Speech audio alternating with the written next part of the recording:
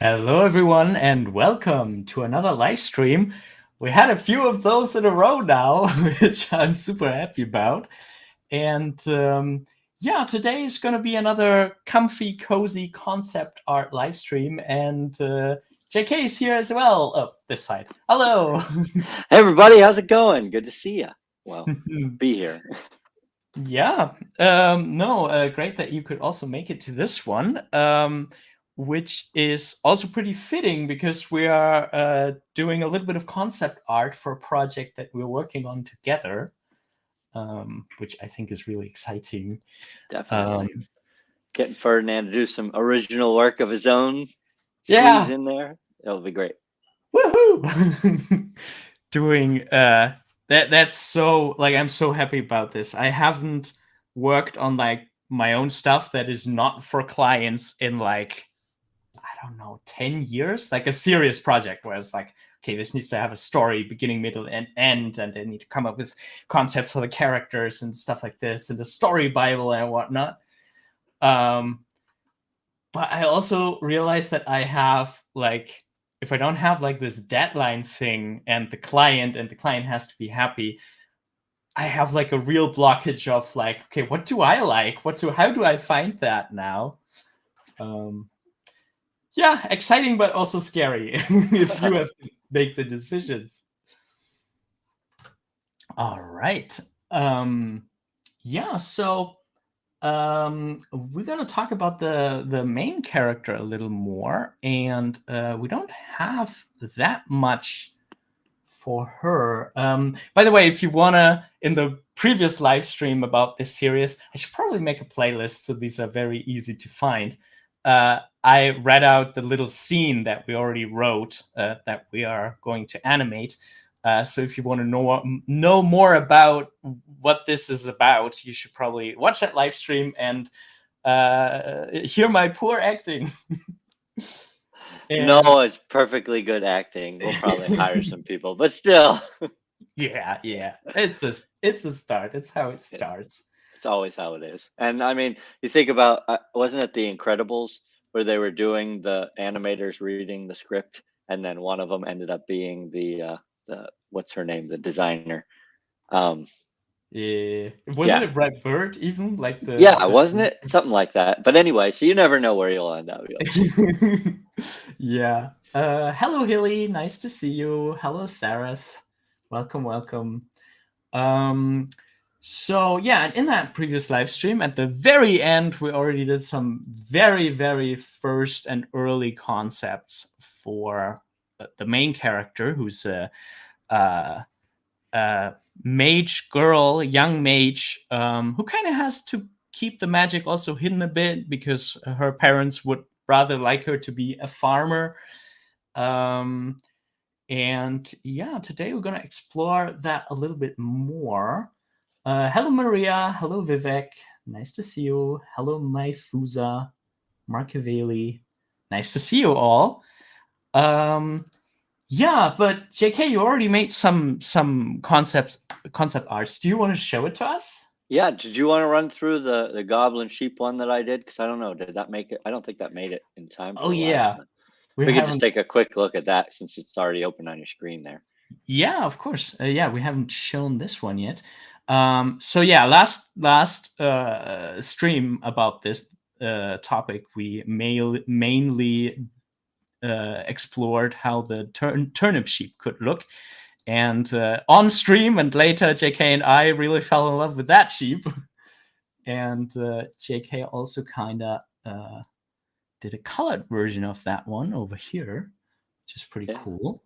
Yeah. And yeah, about the goblins. Do you want to say a couple of words about the goblins? Sure, absolutely. So if you look at this particular image here, the goblin on the bottom left was my first attempt. I didn't like how it was turning out, but there were aspects that I didn't mind. And so then I moved on to the second one, which I hated more than the first one. But that's kind of how art is sometimes, right? You have to get into a groove. You have to keep trying. You have to just keep pushing stuff. So then I kind of went with a little more reckless abandon, and we did the concept on the third one there, where you can see Ferdinand is scrolling over. And I really dig this one. If you had a chance to hang out with me at the last live stream, which was what, yesterday? It feels like 3 days ago, but I think it was yesterday. We talked about character proportions. And one of the things that turned out that I like in terms of artistic style is kind of smaller head, smaller torso and pelvis, and then long legs. Well, it turned out even before we had done that stream, I did this little goblin, and it ended up in sort of those proportions. But when Ferdinand and I were talking about it, what we realized was that this little goblin kind of looks bug-like. And we really, Ferdinand specifically came up with this concept that if everything in the world has like a secondary element, like the animals have this vegetable or food element, and then we have maybe the goblins have more of a bug-like element. So we kind of really enjoy this idea. So we're gonna keep playing with it. But what we realized when we met last time was that we really need to focus on Mila a little bit more, because she is the star after all. So that's what we're going to tackle today. And we'll flip over to the iPad real quick, and I'll show you what I did this morning, just before the live stream. I kind Yeah. of played with a few concepts, and here we go. So this is kind of based on some of the things that Ferdinand and I talked about, and most of his designs while we were. Do you want to go over like the few things that we said were kind of staples for what we want to go for? Yeah. Yeah, we can do that. Sure. I know they included things like poofy hair. We liked the idea of having the hair be kind of wild or unkept. It just kind of lended itself to the character a little bit. And Mhm. then we talked about her clothes, because most of the time she's doing farm work with her family. The mage thing is an aside. It's kind of probably more like her dream, but she still has work to do. So we wanted to give her these kind of bulkier coats and things. And we talked about gloves, maybe some really thick gloves, that because if you're going to work with animals, you really should be wearing gloves, especially if uh, on the side you're doing magic with your hands, because then your hands are very important. And as artists, we all know that you got to take care of your hands if you're going to do art. So just kind of briefly and quickly, we had these couple different concepts that I was working on. I started with this one here, and just kind of getting an idea and figuring things out. I decided I really wanted to try her in a running pose, so I just put the base elements and kept it very rough and loose. And I figured she needed something to chase, so I drew this little sugar bunny, which is a bunny rabbit that sugar grows on for some reason. But we're not married to that. I was just throwing around ideas. Um, Nice. Another thing we kind of talked about in the last stream, and all the streams that I've done so far, we're talking about how I don't really have a style at the moment, or I'm ready to change my style. So you might notice that all of these designs look pretty different. I mean, there's elements that are similar, but I throw things at the wall and see what sticks. And it'll be interesting to see how that develops as I'm continuing to mess with my own styles. Here's the second page I did. I there's an element to the one on the right here that I kind of dig. I'm not a whoops. Yes, I would like you to. Nope, don't want to show that layer. Just want to switch layers. But anyway, there's an element to this one on the right that I dig. I don't know what it is about it, but I haven't analyzed everything yet, because again, I just did these. And then at the bottom, I did some eye studies, just because we're going to need to determine what kind of eyeballs the characters have. Because if Mhm. you've never taken a look at animated, um, especially shows, animated shows, the eyes of the characters really set it apart from a lot of other shows. Mm. That makes sense, right? And then finally here, last one for me, and then I'm turning it back over to Ferdinand. Um, I did this drawing on the left. I'm not a fan of this drawing on the left. It just didn't work for me. But rather than just quit in disgust, I turned to an old staple of animation, which is just looking at silhouettes. So all of these little silhouettes on the right here, I just did to see like what's gonna be that main shape that we give the character and that sort of thing. So you can't see any details, but hopefully you can kind of pick out elements from each one that are distinctly Mila, or will be eventually. Um, but I really dig working with silhouette. If it's something that people on the stream have never done before, it's a cool thing to do. start with the silhouette, and then you kind of make it, lighter in color. You change the transparency, and then you draw over top of it to kind of fill in the details. And it's a cool way to work. I don't know if I do it every time, but it was fun. Yeah, I think I've never worked silhouette first. I think I've always I check my poses, like when animating. I sometimes fill them and check the silhouette and stuff like that. But I never had the idea to just draw a silhouette first and then fill it.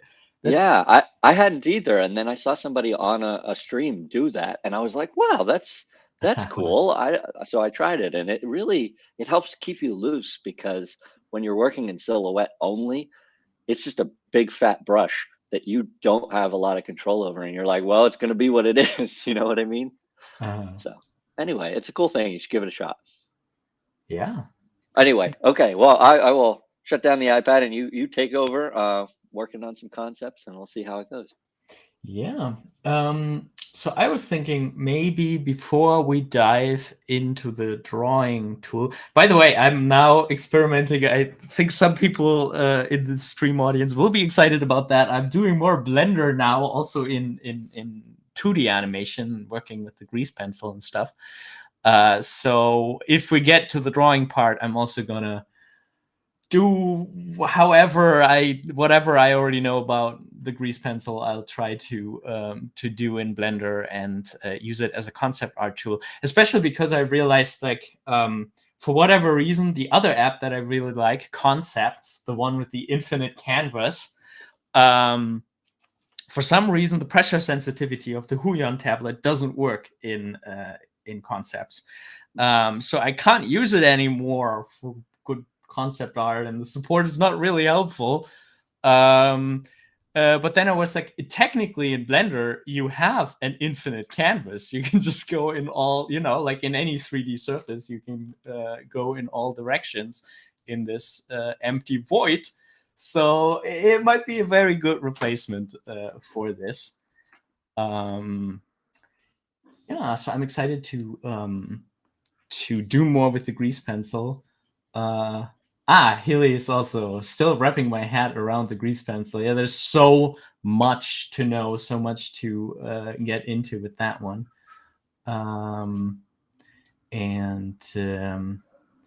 Yeah. So what I thought, before we maybe go into the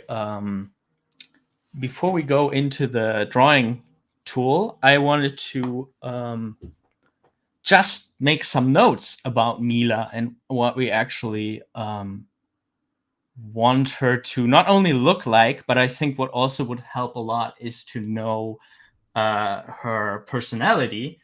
And we had some base points that we already thought about, that I think I just want to write them down again to really make them present in our mind right now. But then there's a lot more room for more personality and more depth here. So the first one I want to write down is quite interesting, because I just put that on this production as a challenge, where I thought, like, hey, would it be interesting if we have a shy character actually be the main character? And of course, there's a lot of reasons why a shy character is not the main character of an entire show. Like, we have awesome shy characters in, like, My Little Pony. We have Fluttershy, who sometimes gets episodes dedicated to her as a main character in the episode. But I think the reason why we don't have a lot of shy characters is also because they tend to maybe not act as much as a brave, outgoing, extroverted character, which, I don't know, sometimes that's also a trope that I'm a little bit tired of, like to have the SpongeBob-like character who just happily walks into any direction. I don't know. I want to try it with the character being shy, so let's see how far we get with that. I know one thing that we discussed a little bit, briefly at least, was that in Gravity Falls, one of the things that works there is that Dipper is a bit more of a shy character in a lot of ways. but because Mabel is not, and they're kind of one unit in a sense. So we tossed around some ideas like making a brother-sister team or two sisters or something. Don't know if we'll do that, but it's interesting to see that because, as you said, there are a lot of shy characters out there, but it's tricky to make it a main. And you really got to see a ton of growth out of Dipper over the course of the series, which was cool. Yeah, definitely. Anyway. So yeah, so that's maybe a thing to. I mean, it already made its way into our last session where we're like, okay, how do shy characters usually look, like with hair over the eyes and stuff like that. And Maria has an interesting point there. The interior life of a shy character can be very rich. Maybe you can do some fantasy scenes of her thoughts and such. Interesting. And also the advantage of animation. We can do that. We can go inside her internal world and stuff like that, and literally show it. It's true. That's pretty cool. Yeah. So I think another thing we probably need to jot down is the idea of how she wants to do the magic stuff. Maybe not very good at it, but also it's just kind of a little bit in conflict with her general farming life. Yeah. That's difficult to put into few words. Like, but I think it's an important one. Like, what is it really? Is it curiosity to just see what it does? Is it maybe a little bit of power? Like, if she doesn't feel like she has a lot of say in other areas of her life, like she has to do the farming, she has to I don't know, maybe she has the usual trouble of a shy person that she's bullied and stuff like that, and has like all these pockets where she doesn't have power, and then she has something where she potentially is very powerful, and even in her magic gone wrong, she's actually more powerful than if the magic was right. Maybe that could be something. Yeah.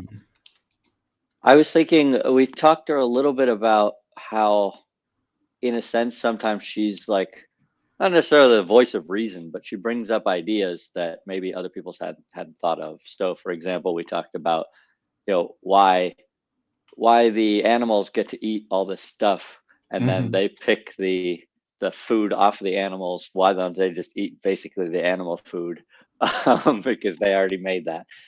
So maybe there's an element to her magic of, I can make things better for the people around me. You know what I mean? If they just listen to me more, or if I could show them that it could be better, or something like that. We kind of live in an age where we're trying to do that a little bit, and maybe we're failing at it some of the time. I keep coming back around to AI art, and how some people say, oh, I want to do this so that it frees artists up. And it's like, well, you're doing it kind of a weird way. But I see what they mean. There's that element of like technology, and we often talk about magic and technology and how they have similar goals. So maybe part of her magic is wanting to improve things, and these ideas she has, and that kind of lends itself into that power element, because she doesn't have that power right now. She doesn't even really get a say, because a lot of shy characters or shy people, I think, have a lot of ideas. As Maria said, that interior life is very rich, but they just don't share it as much. And so maybe this is like an outward expression of what she wants to be able to share, and that kind of thing. I don't know, just a thought. Yeah. Nice thing about this early going stuff is you could just brainstorm, and if it works, then it works, and if it doesn't, you just toss it and no worries. Yeah, all ideas on the table at those early stages. I want to write down the previous point. Magic is a way of agency, maybe. That's a good word. I like it. Power, but maybe also improvement. Maybe she realizes, like, She kind of does that at the end of the scene. She stumbles accidentally upon that, the sheep is being frozen in place and slowly rotating, and she can just pluck off the turnips. So maybe that's a thing with her, that she's like, sometimes intentionally, sometimes unintentionally, it's like, hey, magic could make this easier. But everybody's like, no, we're not doing that. Magic is dangerous. We have never done it like that. We're going to do it the old-fashioned way. And I would also say it might be nice, and this is more of a long-term thing. Obviously, it goes beyond the simple short. It might be nice to find that little bit of a balance, because one of the things that we learn so much, I think, in our world today is that the like artisan way, there is something there, right? Like we don't have to just rush forward through and do it the easiest way possible. Sometimes stepping back and doing it the slightly harder way that's always been done is also, there's something fulfilling about it. So that might be a nice theme to talk about, that almost finding that balance, because when you find that new way, you're just like, oh, I want to share it with everybody. But there's a reason that it's been done 100 years for, a certain way. Anyway, that was just what popped into my head.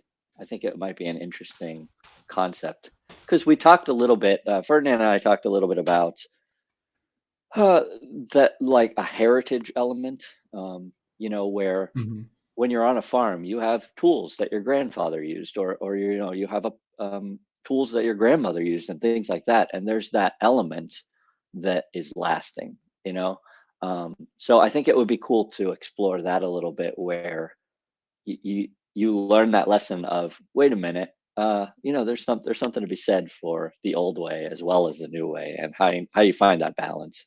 Anyway. I like that. I definitely think we should also keep collecting themes, because ultimately that's also, I think, something that can set apart a series that you make just for entertainment. I mean, of course, we want to entertain, and we already wrote an action scene that is just this quirky little action scene, but I do think, like, I like whenever Ed Hooks talks about the responsibility of storytellers, and that we're doing stuff not just to entertain or distract, but also to share our thoughts on the world and how the world works, or how it should work, and whatever much we have to say about that. So I think it's very interesting to keep an eye on that. And it's also, if you have too many themes, then it could be potentially very confusing. So yeah, it's good to have an eye on that. Yeah, for sure.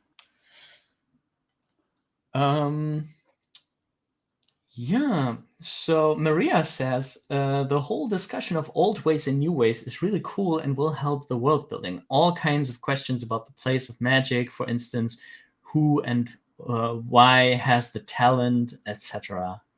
Yeah. Yeah, good point.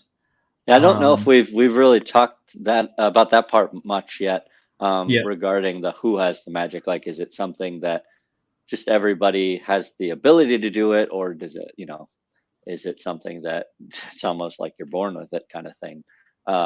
We never really, or at least I don't remember us ever really discussing that. It might be early for that, but it's still an interesting concept to keep in mind. Yeah. Yeah, and potentially it also changes a lot for her. I could also, that would be a wonderful imposter syndrome. Like, if magic is something that can be learned by anyone, but she just learns it and is like, puts that on top of her to be like, yeah, it's not that special. Like, so one more thing to be for her to be shy and insecure about.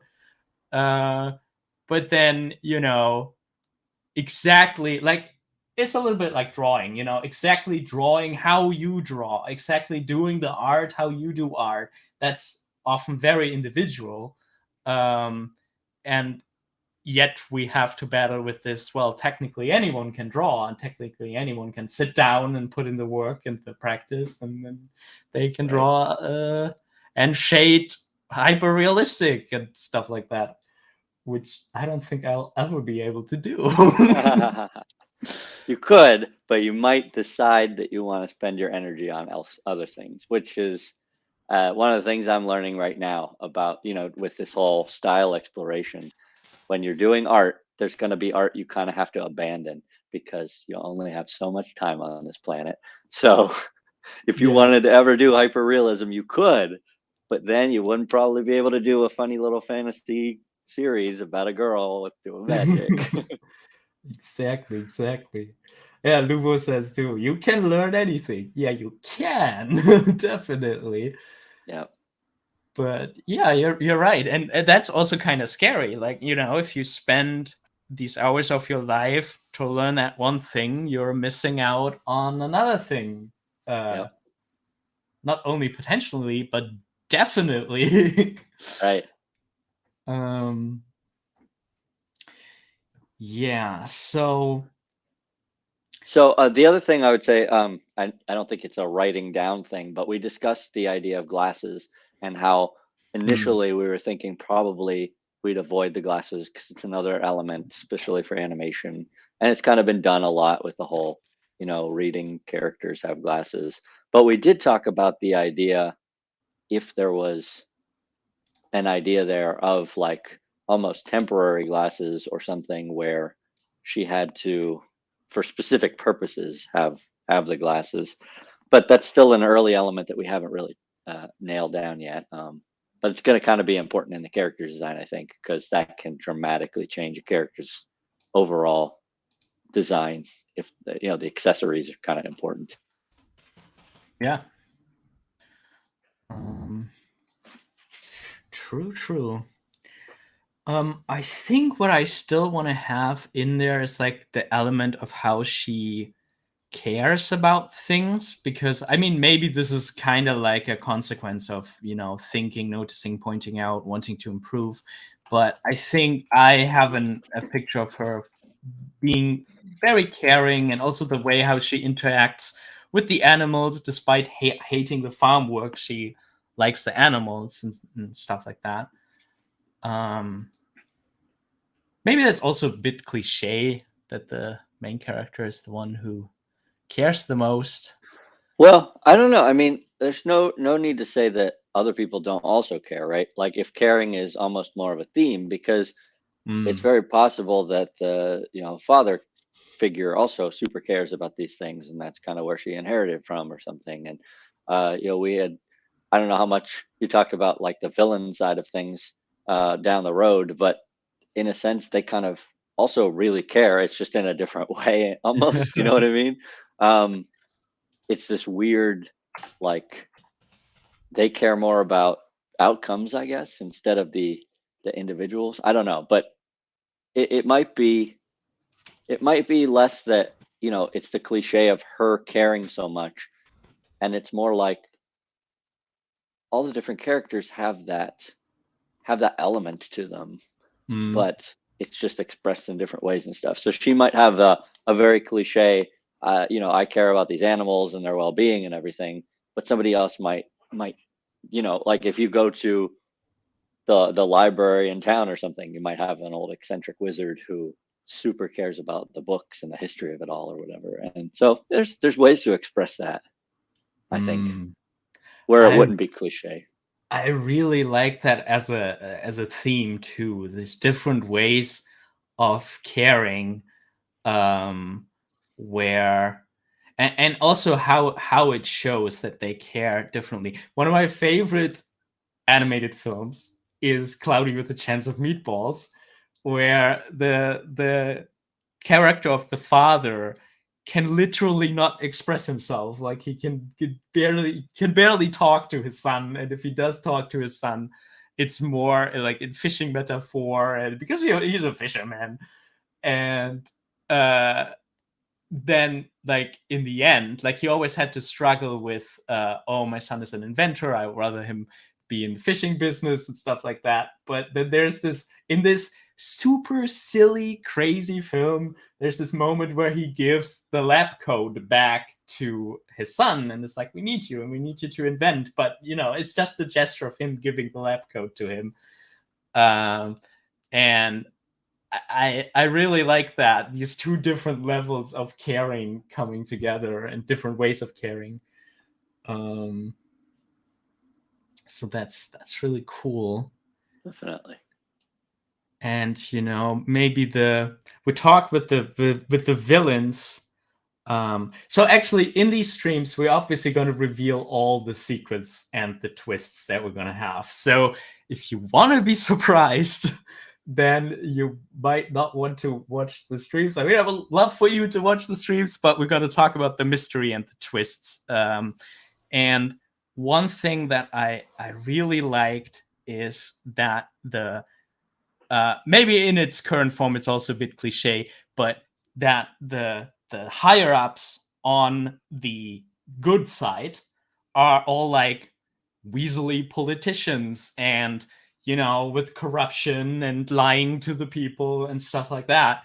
And the king maybe appears, again, that's also a bit cliche, super nice and super caring and stuff like that, but the only thing he's concerned about is staying in power and having all the strings in his hand. And as a contrast, have the villain, who's like a dark shadow overlord kind of character, be like cruel and evil and stuff like that, but he's always honest. He never lies. He always says what in his head is the truth and gives reasons for why these evil things have to be done. Is always super transparent about it. And I kind of like that, because it also pays into this different ways of caring topic. So yeah, that's a really good lens, I think, to see everything through.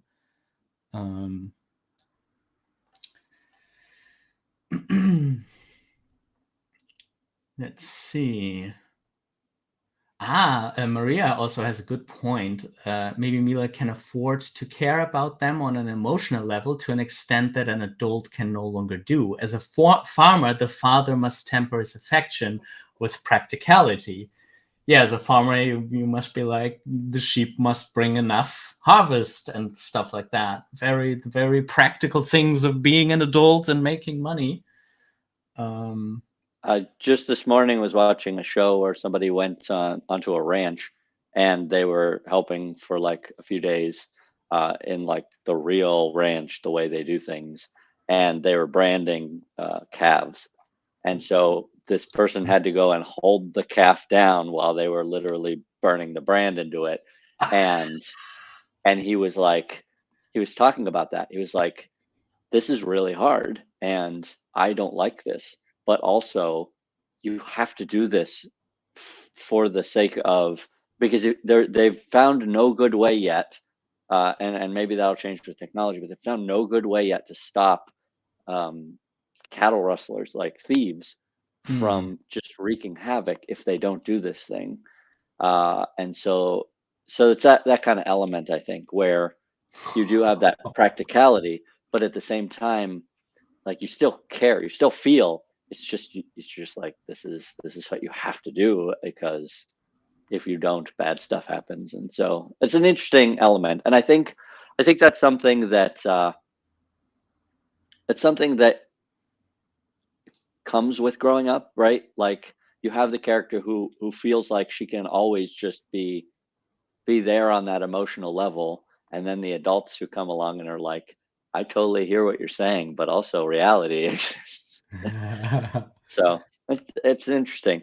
I was struck by the cattle branding and how it was just like, it's hard stuff, hard world, especially that life, being a cowboy / rancher. It's a rough life. Mm-hmm. I think for me anyway, sometimes I get caught up in the fantasy element of farming, right? We don't think about how ridiculously hard it is. Mm-hmm. I got a chance to work on a farm for a summer, and it was so hard. Like, oh my gosh. And all those dreams of, I'll own a farm one day. I was just like, nope, I'm good. Oh, I totally believe that. I so believe that. Yeah. I'll go play Harvest Moon, because it's It's the perfect amount of challenge. And yeah. I never have thought about that. Like, even if they found ways to invisibly brand cattle with like just markers or something like that, the thieves will still think like, oh cool, this one is unbranded, I can just take that. Probably. uh And like each cow when it grows up is worth like more than $1,000. So that's not a small thing. Like that's their livelihood. Um, it's weird. It's a trip because you don't think about that guy, city boy. I don't think about these things. But anyway, so back on topic. I think it yeah. would be useful to have that element of the father knowing that some things need done, and Mila with her propensity for caring for the animals being like, I don't know, just it's an interesting struggle to have to deal with almost. Hmm. Highly said this character, this strikes me as a character who would have a very vivid imagination. That's probably true. Yeah, I like that. Definitely gonna put that down. And that's feeds very well into all the other things, like imagining how things could be improved. Yeah, it's um in the thing that pops into my head is it's almost like an uh, what would be the word? It's almost like a practical imagination in a sense, right? Because you have characters who are very, head in the clouds and dreamy, and we mhm, think of them immediately as, oh, they have a very vivid imagination. But that's not always the case. You can have a very vivid imagination and also apply that imagination to practicality almost. You know what I mean? Like you just think mhm, outside the box, but you still have a box, right? It's a different way of being.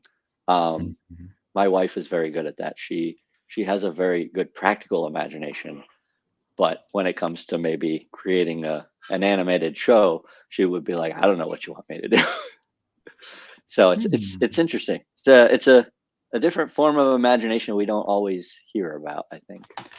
I like that flavor to it. So maybe it's like, um it's also one thing I find very interesting in like the best creative teams that come together. um and that was actually one of my first lectures at the Film Academy. They were talking about different types of people to have in your team, and that it's important that you know what kind of person you are and what kind of person the other people in your team are.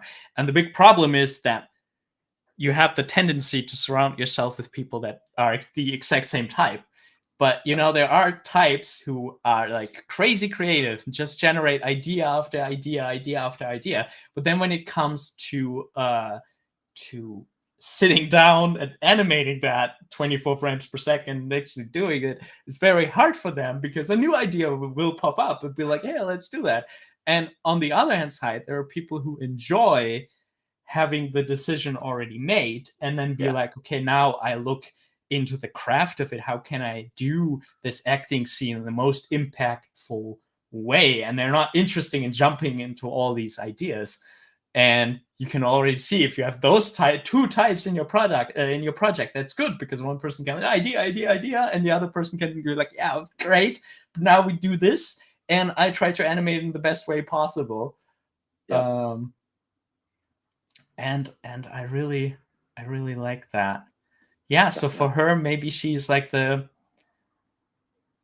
a type who isn't as open and dreamy, but immediately like, okay, I have a thing where I think like this could be how it is, this could be how the future is, and then starts walking in that direction, which Right. out without like maybe generating a bunch of possible other ideas. Maybe. Okay. So, yeah, I would say we can jump into Blender now. I have the default grease pencil scene open here, and I already did another little project in Blender. So this is not the very first time that I use the grease pencil, but a very early time. Um, and yeah, first I still have to figure out like the brush settings exactly. I don't like the default pencils as much. um Like the soft one has a little bit of that texture, and the pencil here, I think I'm gonna take that one, but pump up the strength a little bit. And I don't know, it does this weird thing that if you have like a very light line and then you paint over it with a dark line, you see that the light line isn't actually transparent. So that's a little thing that I don't know, that bothers me a little bit. I don't know if it has to be like this, but this is how the default brush is set up, which makes it not look as pencilish, I think, as it could look. That's fair. There's a handful of comments in the chat.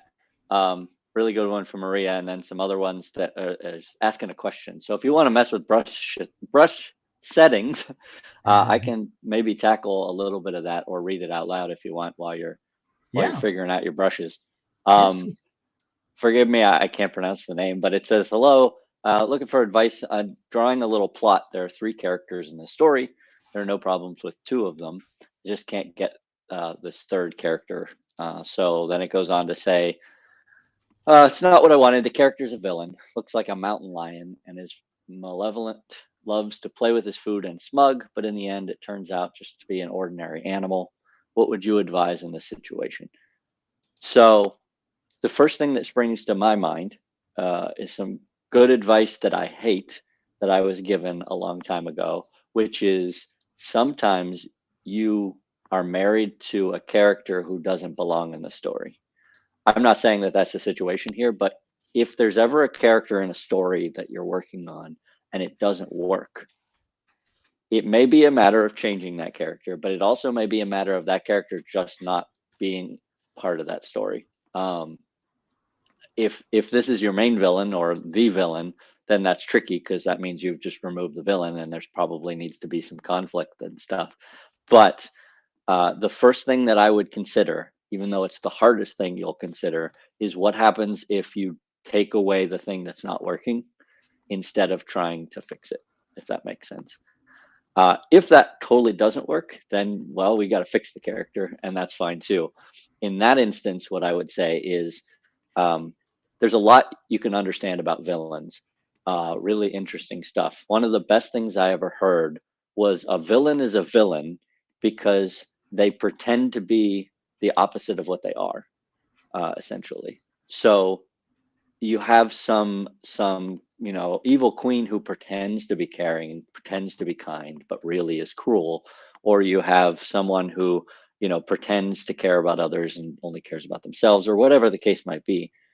So you might, if you have this character and it's not working, maybe think about the internal motivations of that villain and then have them act in a completely opposite way. And it kind of pains them to act that way, but they know they have to because they're trying to get their way. They're trying to, get their end to occur, and see how that goes. See what it feels like. Play with some scenes and things that would incorporate that. You might not use any of those scenes at all in your final project, but just playing around can really help, because sometimes we get so like white knuckled and tense about trying to force things to happen that we forget to just play and see what happens. So one of the bits of advice I gave in a book that I wrote about writing is it's okay to write a scene or have a scene that doesn't do anything for anybody and nobody ever sees it. This concept art, for example, that Ferdinand's drawing right now, and the concept art we already showed you, most people are never going to see this stuff. Like, they could be huge fans of the eventual short or series, and they still would maybe never see this stuff. But that doesn't mean that it's not worth doing this stuff. It just means that it's part of the process. So that's kind of my advice. I don't know if Ferdinand, you have anything that you'd add there. Yeah. So for villains, what I also like is to really see the world from their perspective, because from their perspective, and you kind of have that in there a little bit too, that it turns out to be just an ordinary animal or something like that, that from the point of view of the villain, they are the hero of the entire thing. And just because what the villain wants is so opposed to what the hero wants, that's why they become the villain. And there are some things like in like Lord of the Rings where the villains are so clearly evil and have like this, like, I don't know, you almost can't see an orc having a normal family and being a loving parent and stuff like that. But there also are these villains who are just like normal people, in a way. And especially if you're like in the animal kingdom and they're just doing what they have to do to survive. A lion does have to eat. Um, and what I sometimes like when I'm stuck with stories, like I like the advice of removing the element that doesn't work, that is worth trying. One of my favorite brainstorming method, especially if I'm alone, if I don't have somebody to bounce ideas with, like with JK right now, is to think like, what would be the exact opposite? What do I don't want to happen? Like, for example, you could be like, I don't want the lion to be this just evil godlike entity. And then you think in a totally different direction than what you usually think. And maybe one of those ideas that you thought when you think about them, oh, that I wouldn't absolutely not do this, you're like, actually, why not? And then you can try to play around with that thing that maybe you didn't think about at first. Yeah, that's a great bit of advice. If you can, you always have another option because you always have an opposite, right? So if you come up with something, you actually have two ideas. It's kind of apropos of what Ferdinand is drawing right now, because he's kind of drawing a shorter character and he's kind of drawing a taller and thinner character, right? So you always have those options. If you draw something or you're coming up with a character, try their exact opposite, see what happens. Because you don't have to use it, but it'll at least get you out of that like negative feedback loop of why isn't this working? Or go in some crazy other direction. I mean, maybe the character is currently looks like a mountain lion, right? So you're thinking of this big bulky character and a smug. So what if you made it a mouse instead? The exact same scenario, same setup, but instead of this big hulking character, you have this tiny character. I don't say that you should do that, but it's helpful to think that way, like Ferdinand said, in that opposite direction, because you don't know what you'll come up with. And you might say, no, that's also cliche. How can I avoid the cliche? So you say, okay, well, instead of that, what if you made it a really, really big mouse, like a mountain lion sized mouse, and he's a freak because all the other mice are still tiny in that world or something. I don't know, but you have a lot of places you can go if you just start letting it go and just trying and see what happens and throw stuff away and just be free about it, because that'll help you get unstuck, I think. Yeah. Sounds good. So I noticed that the way that how I draw eyes when I really don't think about it. So like my natural style in a sense, which is something that I've like similar how you were like, okay, I really need to think what my default style is. Like I never did that. I never like developed my default style or anything. It's just what I slid into. So what I do for my default eyes are just these like unfinished circles. And I noticed that for other people, it's really hard to get it exactly how I like them to be, like the way that they get smaller at the beginning and the end and stuff like that. And weirdly, I've never used that in any projects. Like in so many projects, I just went into like, okay, do maybe like these kind of eyes, or like the classic Disney one is to have like the lower eyelid and the top eyelid. Like that's one that I do a lot. But I noticed that I've very rarely used my natural way of drawing eyes, which, maybe it's about time to think in that direction and to actually also come up with a way how other people can easily draw it, because I'm always critical when other people try to draw eyes the way how I try to. I like them the most. But I will also vouch for I like yours the most of everybody who tries that style because I have also tried. I mean, there have been times when we worked on Animator Island early, and I was like, well, I'm going to try and do Ferdinand style drawings so that it keeps it consistent. I was like, wow, this is really hard. And I'm decently well at copying styles, but boy, you just have this natural quality of that line. It's just this confident C shape, and you go with it, and it's the way it should be. And I don't know, it's pretty amazing. So I'm all fine for trying that, but keep in mind you're going to be fixing every iframe that I draw. Yeah, yeah. And maybe we just have to come up with a very good technique. There's like one of my absolute favorite artists, Andre Francois. I have to show you a frame. It's so like his style is so amazing, and there's so many people who try to have that line quality and who try to draw like him, but it's just so difficult. Let me see. Maybe I can pull it up. While Ferdinand's finding that, I'll do a shameless plug for the next live stream because it's similar on topic. Yeah. We're going to be talking about probably, I think I've settled on, we're going to be talking about line quality.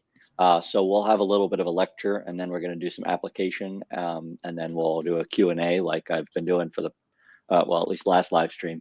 And I'm going to try and figure out what the line quality and style that I want for this upcoming style that I'm trying to do is. So if you're interested in line quality and this kind of discussion, stay tuned for that live stream. It may be this coming Monday, I'm thinking, probably either around this time or maybe the 10 o'clock Eastern Standard Time sort of thing. I'm trying to plan in advance so I can give you guys a heads up, and I don't have to just drop a live stream on you. But sometimes we're just going to jump into a live stream. Oh my gosh, I know exactly who you mean, because I literally have a book that's not even in English by this artist that I just sit and stare at, and I'm like, wow, this is beautiful, and I can't do it. Yeah, is it amazing? It like just the legs, just the way how the legs are bent. There are some of his series like Spiro and Fantasio are still continued to this day, and people have, of course, tried to draw the legs how he draws them, but nobody comes close. Totally. Yeah, well, that's just a beautiful thing about art. You're always going to have, like, you're going to have people who love a style and they'll try and develop it themselves, but it's never going to be quite the same. But also, that's okay too. And it's neat to see what sets things apart. Yeah, yeah, you're right. The Smurf guy comes pretty close. What is his name again? But it's also, they all learned from each other in this Franco-Belgian comic scene. Like they all know each other, and were colleagues working for the same magazine and stuff like that. So it's really interesting. Like all of their styles, everybody who published for the Spirou magazine. So interesting because it's something between almost a house style, but everybody takes it in their own individual direction. Yeah, Peugeot, or however it's pronounced. I have to admit, I really don't know. But yeah, everything that they do. And to go on even more of a tangent, I can really, if you know Asterix and Obelix, the goals, they did the crazy thing to actually translate that style into 3D, which crazy. Like you would think that that was possible. And yeah, it's just really crazy. All right, so let's continue doing some more scribbles, so we actually have some stuff to pick from. True enough. All right, so let's talk for a second. I have a few more minutes before I go, but I did want to discuss, because these two have overalls, which I thought was interesting because we hadn't really discussed that before. Previously, I think most of the characters had kind of like a big trench coat. Any thoughts there, or? Yeah, I wanted to try something that is like clearly farming, Okay. almost like cliche farming now. So yeah, just for contrast, instead of having a mage robe. Okay. But I do think if we do that, we need a little hint that she's not just a farmer. Right. I think we need something unusual about it. Well, it was interesting because I didn't get mage coat out of the original outfit because I Ah. think again I was recently looking at ranchers, and that's their garb. Like they need to be protected from the rain and the elements, so they have these So like they do have a thick crazy coat. coats. Yeah, yeah. So to me, it was almost like that was the direction it was headed. So it's neat that it kind of plays both ways in a sense. Hmm. I didn't think about that. Hmm. So we But I, maybe we should stick with it. yeah, I do like the collar though. I don't know, something about that speaks to me with both elements, the farm and the, because you have to be protected from the elements when you're farming. And I guess I never really thought about the garb of a wizard as practical, because to me it was always just, oh well, that's what they wear. Hmm. But that's interesting too. What would we think about, like, what would you wear if you wanted to do magic? I think you would have to, in a sense, especially if you wanted to do magic that relied on gesture, you would have to like get your sleeves out of the way in a sense. Hmm. Maybe there's an element of uh the to do the magic again, you kind of have to take the gloves off and you have to kind of roll up the sleeves real quick and then you have to do your gestures because otherwise it would get in the way. I don't know. That's interesting. I never thought about that. Hmm. I mean, that's a good point. So, like, the classic like super long sleeves or something like that. True. Yeah, yeah. That's probably not very practical, especially in gesture-based magic. Um, and also for farming. So she probably doesn't have that. Um,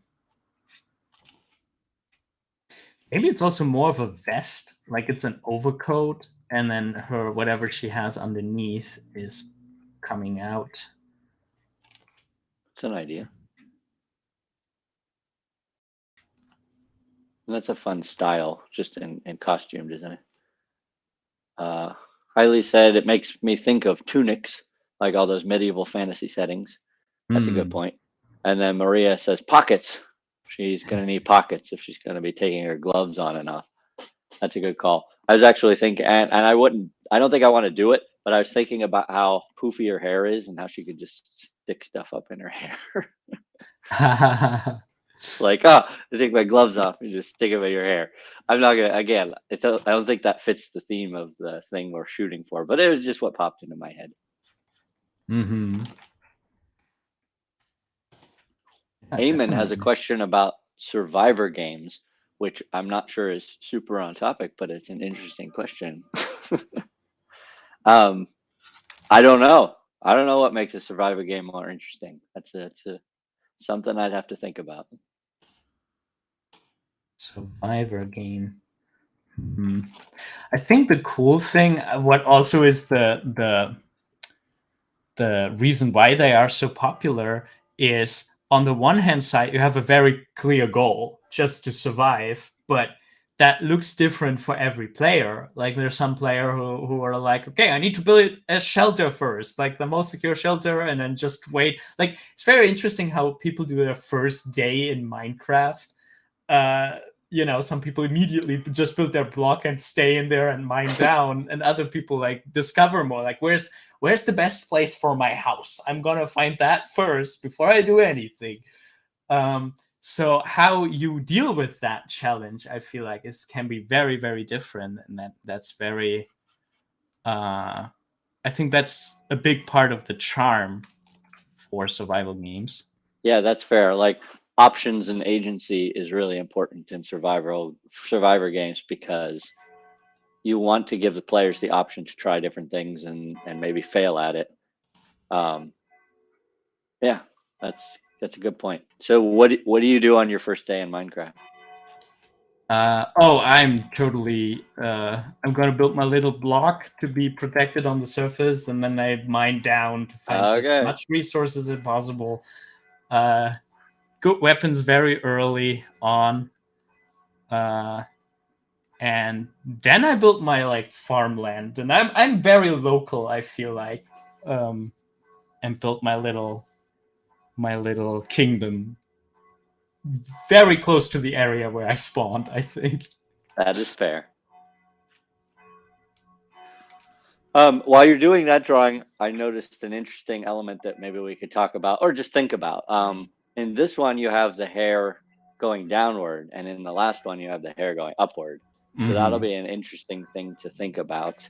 Um, in one of the silhouettes that I did, I or actually it might have been yours. Well, it was based on yours. One of the first ones that you did had a lot of hair and like it was almost framing half her body. And I Mm-hmm. thought that was a very cool one because it gave her a really interesting silhouette that's kind of different. So I dig both up and down, but it's just an interesting element to see.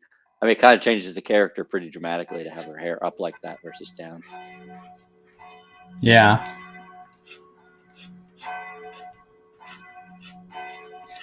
I do kind of like the hair down, like just for the reason that it goes a lot more in the shy direction and all the Okay, stuff that we talked about.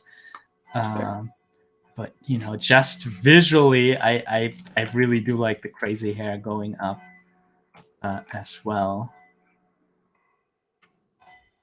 I kind of like the play on large and small that's going on in a lot of the different drawings we've done so far, where she's kind of, I don't want to say a petite character, but it's got that shy feel to her, and then her accessories are almost ridiculously sized that it kind of fits in that element of her out of her element. You know what I mean? Mm-hmm. So that's Hmm. a neat contrast. I think you could also get some really fun silhouette stuff out of it if we push that a bit. And then also we haven't really talked about too much of the CW says good day, good day. Um, Hello. we we haven't really talked too much about like her magic books and things, um, but that could be another thing where maybe we continue to either play with that oversized thing where the book is much bigger than she can handle, or we could almost have the book be right sized to her, whereas everything else in her life is almost oversized. Ah, I mean, there's a I lot of like options that. there, but that's just something I popped into my head. I do like that. And I actually, for no particular reason, have always imagined the book to be smaller, her Okay. magic book, because she also kind of has to hide it, right? Right, right. Um,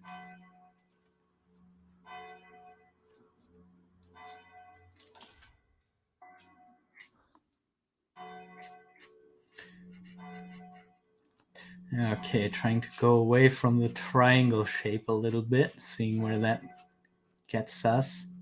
This is almost too confident, I feel like. Yeah, maybe.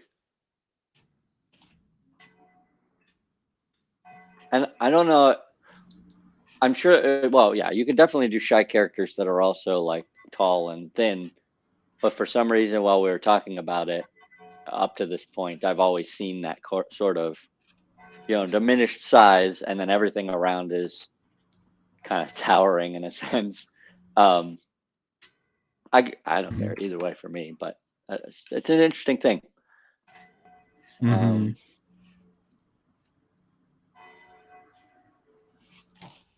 Very, very there, round. yeah. So there's a recap of the plot that we were discussing with the mountain lion character. You might want to check on that later once you're done with the drawing stuff, just to kind of review it. But it's a long one, so I'm not going to go into it all now. Um, and I have to unfortunately head out. I've got a class at a library today to attend. So I'll bid everyone a farewell, and thanks for letting me hang out for Nano's live stream and chatting. Yeah. Thanks It's for like joining. we got And two meetings in this week about the thing because we got to talk today too. yeah, and yeah, maybe we keep it going that we do it in stream. I really like the input and occasional reaction that's very inspiring. So Yeah, for sure. yeah. Well, we can as production ramps up, we can bump it up to a live stream meeting and a regular meeting. Cool. All right. Well, I'll leave you to it. Good luck with everything, and hopefully, I'll see everybody on Monday for another live stream. Again, around this time, a little earlier, and we'll talk about some line weight stuff. And Ferdinand, you're always welcome to jump in and chat too if you're available. Yeah, I will if I have time.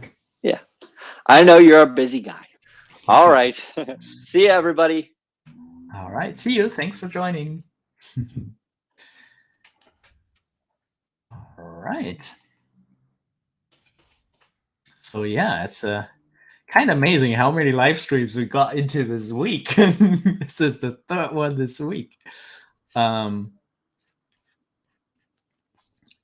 I have to say, I do really enjoy hanging out with all of you, and not only talking about what we talk about here, but I really love the tangents and talking about different topics that pop up. I think that's always very very inspiring and very nice.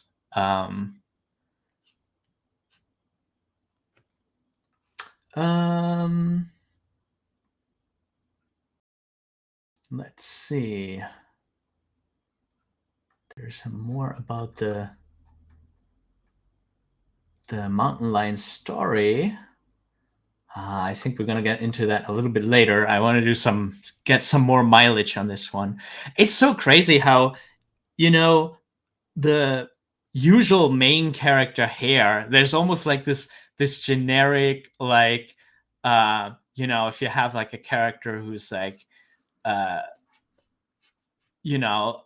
a little bit of a brave one, you immediately have like these spiky hair spikes things. Like there's almost like a default style for these kind of things. And I guess for lots of female characters, there's always very quickly like the one strand here and the, I don't know, like there's a little bit of like almost like a consensus on how these hairstyles look for the more brave characters.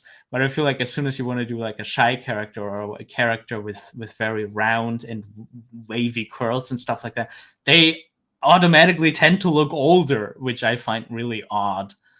I do kind of like this though. Let's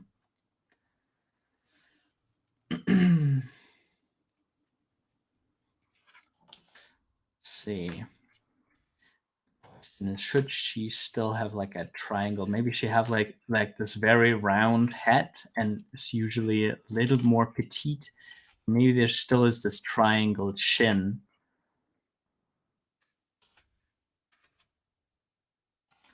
What do we have here? If we like take some hints from that style.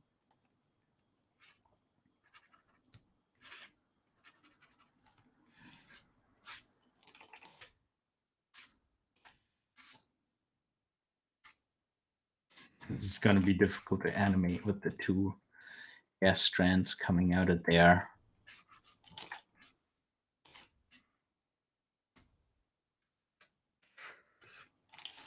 And yeah, here we have like an almost generic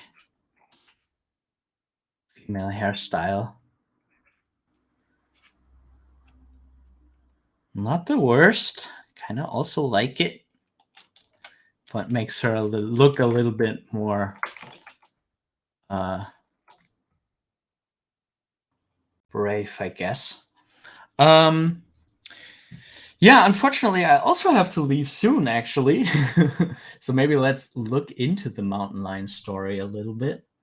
Oh, there's a whole story. Let's see.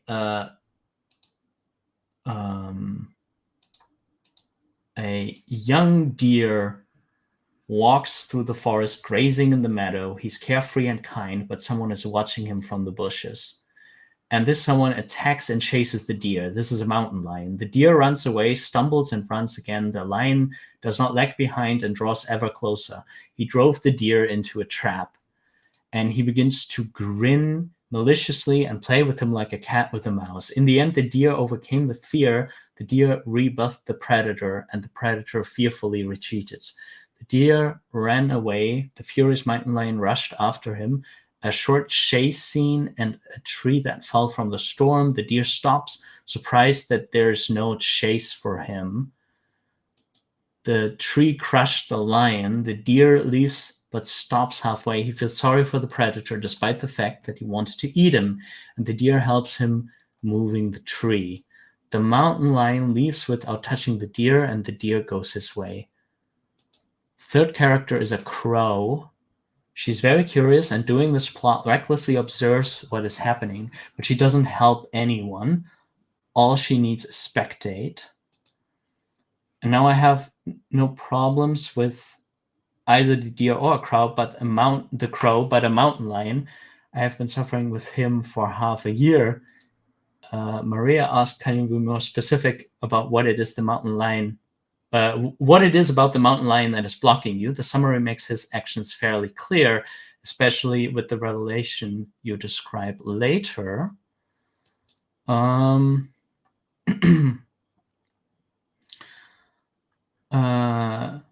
I don't even know what the problem is. Probably I can't catch his emotion, facial expressions, and some special gestures inherent in his character. He comes in faded and uninteresting. I guess he is a generic villain because he does the generic thing. He's a predator after prey, and then, in comes this honorable gesture of not eating the deer because the deer respected me and helped me. I don't know. I think maybe you could look into in how to train your dragons, how to train a dragon, how they did the balance between character that you can feel with and character that is wild. I think they did that very well in a lot of the how to train a dragon parts. And I don't know, it sounds good. It sounds like it could be a very powerful moment. It's maybe a bit cliche because, if you think we're almost expecting that twist. Like the moment the tree falls onto the lion and the deer's like looking around, we kind of know how the story goes on. We kind of know, as people expecting a heartwarming story or having the possibility of a heartwarming story, we think oh, maybe the deer's gonna save the mountain lion. So maybe it's a little bit predictable in that way. I don't know. It works. It's not the most surprising story, I guess, but it could work if it's well animated. And yeah, finding the mimic that is between beast and a thing that also has emotion. Maybe look for more references for other films that did that. I don't know, Godzilla or something. Not Godzilla, King Kong, where, for some people it's the monster and for other people there's something there. And, maybe it also has to continue for a little bit. Maybe there could be a friendship developing between the deer and the mountain lion. Maybe later the deer gets his foot stuck somewhere, in a human trap or something like that. Like a bear trap or something like that. And the mountain lion helps the deer again. And maybe it's a longer story about how their relationship goes on. Maybe write down what you want with this story. What do you want this story to be? What feeling do you want to evoke in the audience? And then think about how can you strengthen that? Or what would elements be that hurts that, going in the other direction? Okay, so unfortunately, I got to bounce now. If you guys like our live streams, please consider supporting us on patreon.com/animatorisland.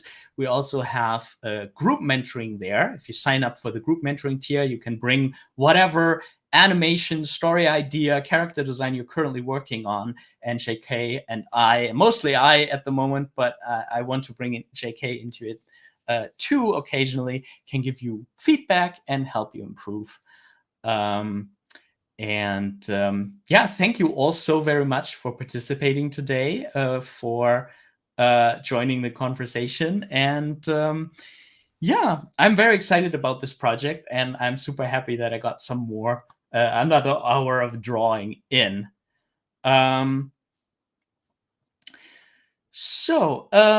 Yeah, Vivek, let's definitely talk about your project in another stream as well. And for everybody who urgently wants to talk to me, and every month there is the group mentoring on Patreon, which you might want to consider. Great, Eidolon, and thank you for lurking. Thank you all for watching and participating in the chat. I had an awesome time. Thanks to JK as well, who was so wonderful to join today.